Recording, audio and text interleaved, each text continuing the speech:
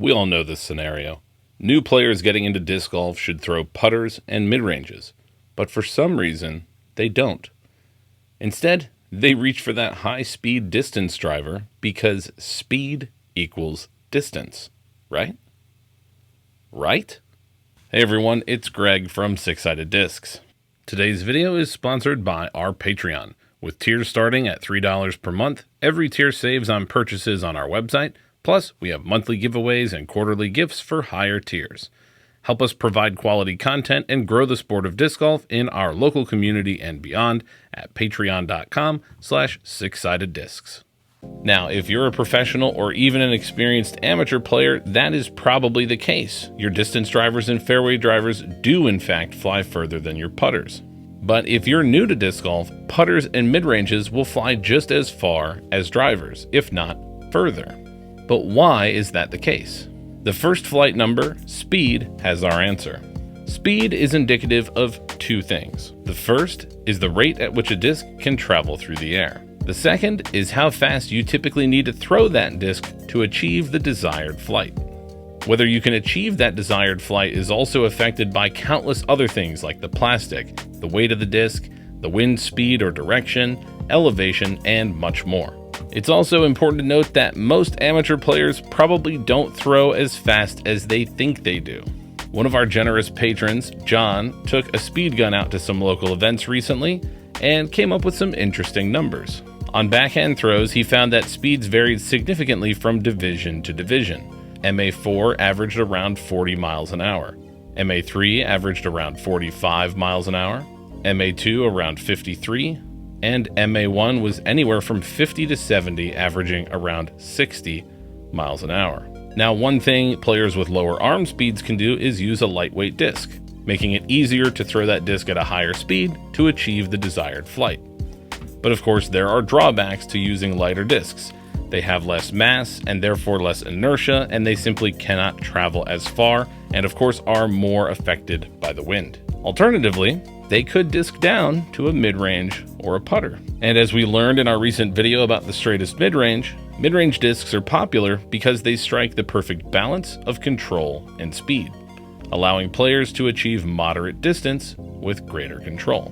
So if reducing speed gives you more control, why don't more players throw putters? Well, in the same way new players assume fairway drivers and distance drivers go further, they also assume putters are only for putting. After all, the name comes from golf, where the putter is only good for one thing. That's your home! Are you too good for your home? Answer me!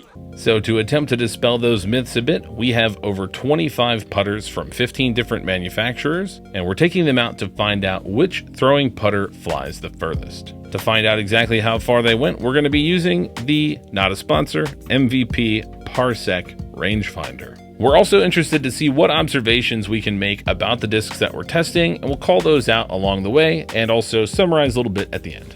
Throwing for us once again today is Caleb, rated 918. He plays in MA1. My instructions for Caleb today were simple.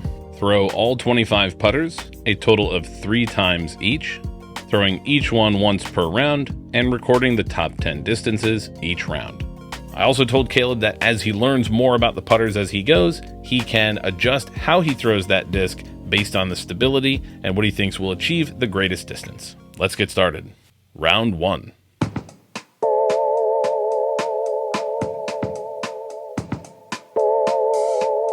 All right, it took a few throws in our first round before we got one far enough to make the top 10, and that was the Discmania Exo Hard Logic at 314 feet.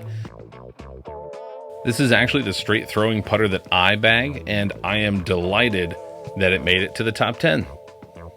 Next, we have the Prodigy P Model S, which was surprisingly overstable, but we're still able to get it out to 315 feet. Followed closely by the Axiom Fission Proxy and the Discmania Prototype Rainmaker at 319 feet respectively. Caleb also got a great throw on the Color Glow Rainmaker at 322 feet. And then next we have several MVP gyro discs, with the Glow Envy reaching 324 feet, the neutron anode at 325, and neutron ohm at 328. Pretty impressive showing here from Discmania and MVP, but our top two left a sizable gap ahead of third place. At 360 feet, the Discraft 2023 Tour Series Fierce. And 367 feet, the Discraft Big Z Luna. If you know anything about Lunas, you'll know that the Luna is basically an ambassador for Flight Numbers Don't Matter. At 3303, pretty much everyone unanimously agrees that it does not have a 3 fade.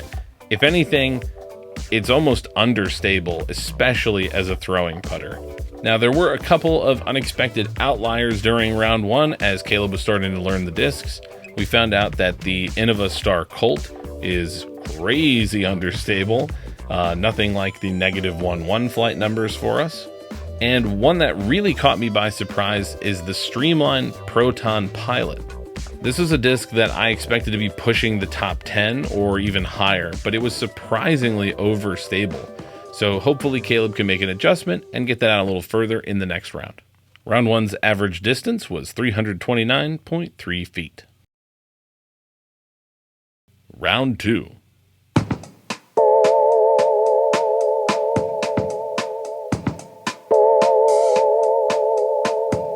The Fission Envy was super overstable in round one, missing the top 10, but Caleb pumps it on a slight anhyzer and gets it all the way out to 343 feet, enough for it to have made the top 3 in the first round.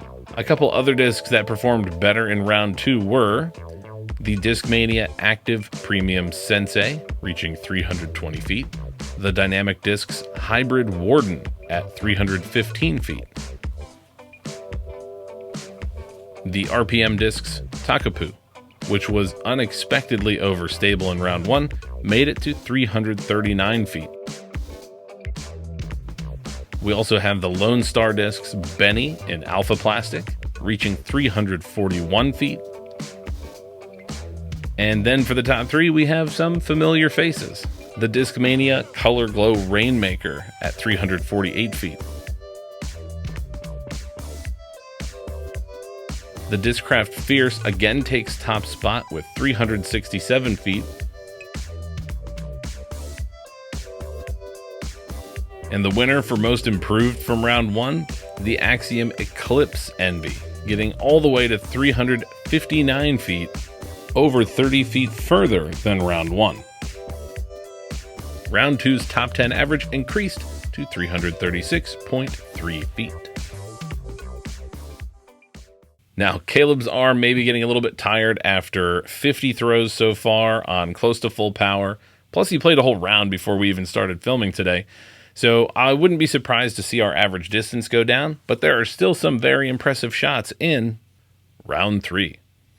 And here we're going to keep the order tight and start in 10th place with the Prodigy P Model S at 295 feet. Finally making an appearance, the Streamline Proton Pilot, 304 feet. The Axiom Fission Envy at 316 feet.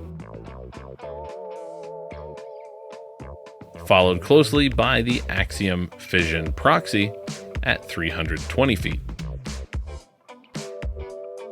We also have a Discmania Hucklab Active Premium Sensei with 325 feet.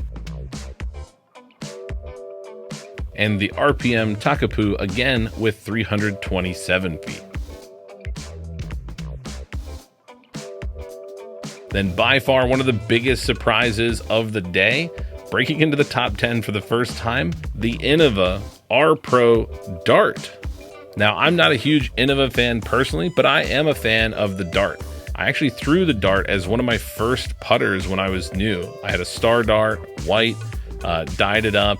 It was really, really great. I still have it. I should probably try throwing it again with my reduced arm speed. So to see the Dart break into the top 10 was pretty exciting. The Dart pulled out an impressive 329 feet in R Pro plastic. Wow. All right, no more secondary awards. Let's get to the top 3 of the final round. In third, we have another Discmania Active Premium Sensei at 334 feet. In second, we have the Discmania Color Glow Rainmaker with the 4th longest throw of the day, 364 feet. And the longest throw in round 3 was also the last throw and the longest throw of the day, the Discraft Fierce, 372 feet. Round 3's top 10 average was down to our lowest of the day at 328.6 feet. So, 75 or so throws later, what did we learn? Well, we learned that Discraft's premium plastic putters go really far. The Fierce and Luna had 4 of the top 5 distances on the day, and ironically flew pretty similarly to each other despite having completely different flight numbers. In fact, the reason you don't see the Luna in the top 10 in rounds 2 and 3 is it was too understable. We also learned that the most consistent disc in terms of distance we had in the top 10 was the Axiom Fission Proxy, with a total difference across 3 throws of only 5 feet. We also learned that the End of a Star Colt is really understable, like, holy crap, so understable. It was understable on every single throw.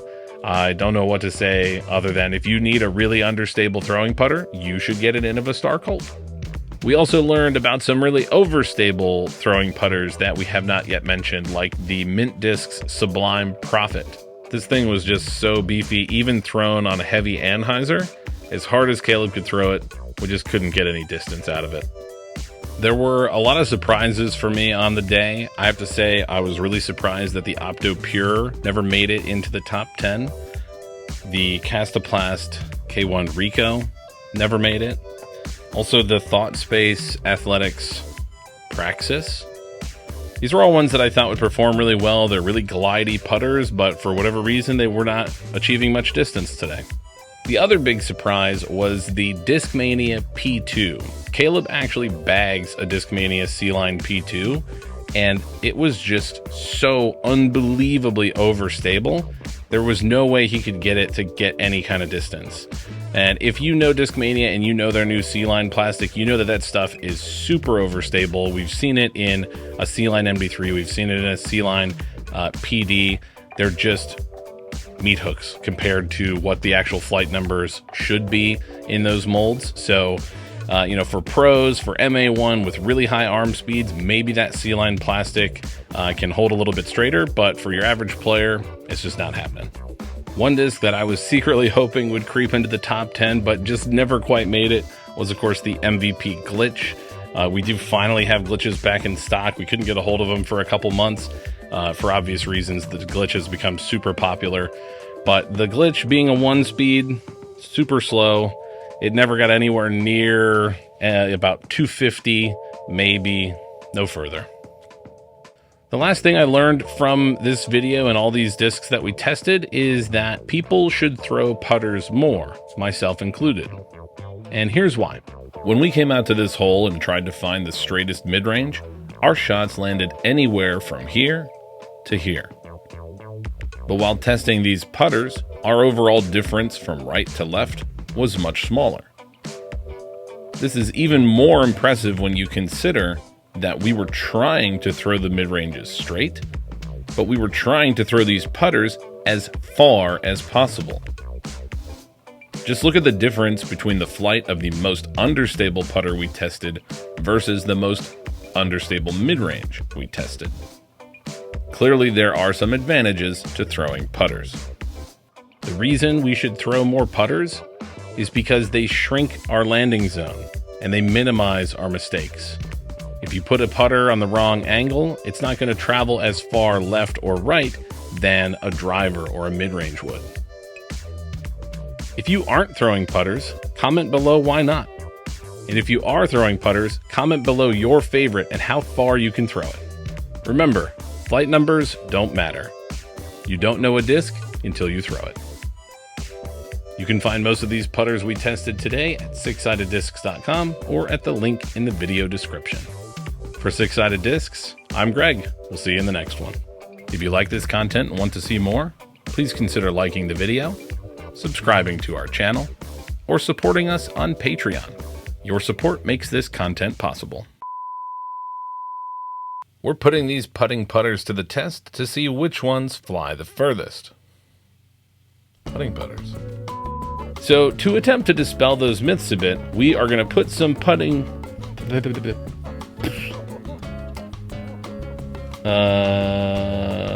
was it? The RPM Discs Takapu, which was unexpectedly... So, to attempt to dispel those myths a bit, we have 25 putters from over 15 different...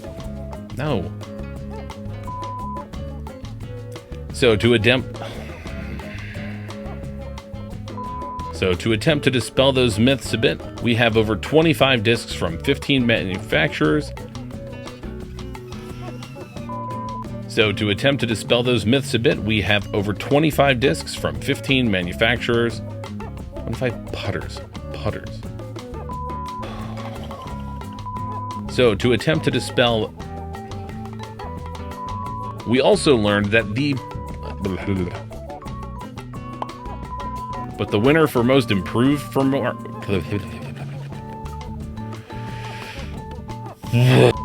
So, to attempt to dispel those myths a bit, we have 25 putters from 15 different manufacturers. Why is this so hard?